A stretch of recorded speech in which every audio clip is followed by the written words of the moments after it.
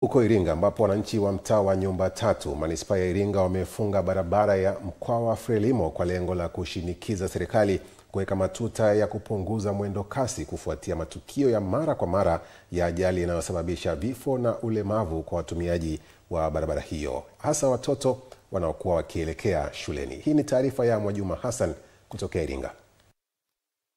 Hatua hiyo imekuja baada ya zaidi ya watoto wawili kupoteza maisha na wengine kujeruhiwa vibaya wakiwa njiani kwenda shule, hali ambayo imewaumiza na kuwachochea wazazi na walezi kuchukua hatua hiyo ya kushinikiza mabadiliko.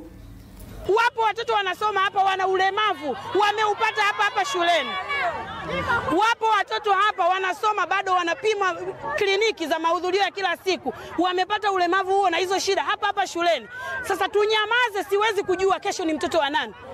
Michakato ifanyike kwenye vitu vingine, lakini sio kwenye roho za watoto. Tunaumia sana. Tumeona ni vizuri tu tuandamane tu sasa kufunga barabara kwa nguvu zetu, waje watuambie kuna tatizo gani, hawaturekebishi barabara, watoto wetu wanaumia. Huwa wanakuja viongozi wetu wanaongea, wakishaongea hawatekelezi.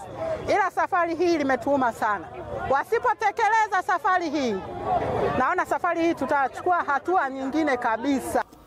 Deogratias Kisiga ni mwalimu wa shule ya msingi Nyumba Tatu ambayo ipo karibu na barabara hiyo. Amekiri kuwepo kwa matukio mengi ya ajali kwa watoto wanaovuka barabara kwenda na kurudi shuleni. Na kwa mwaka huu hii ni ajali ya 3 imetokea hapa.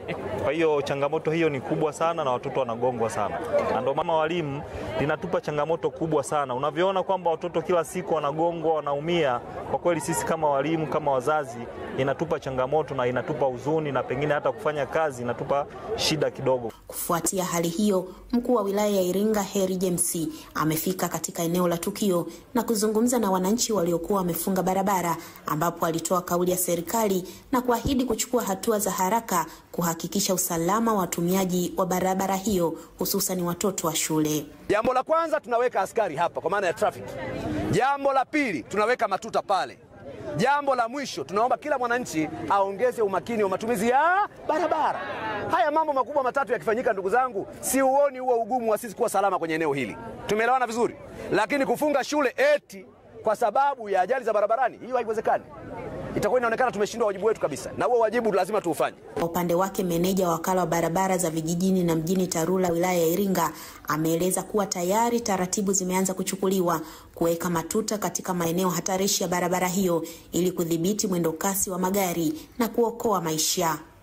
Baada ya kuona changamoto hii imejitokeza kwa wingi, tulifikia maamuzi kwamba pamoja tulikaa na kikao na Mheshimiwa DC, tukasema tufanye kwa dharura kuweka matuta baadhi katika maeneo ya eneo hili na maeneo mengine, ili angalau sasa kupunguza changamoto ambazo zinasababishwa na waendesha vyombo vya moto kwenda kwa spidi isiyo ruhusiwa na kuweza kuondoa uhai wa wananchi.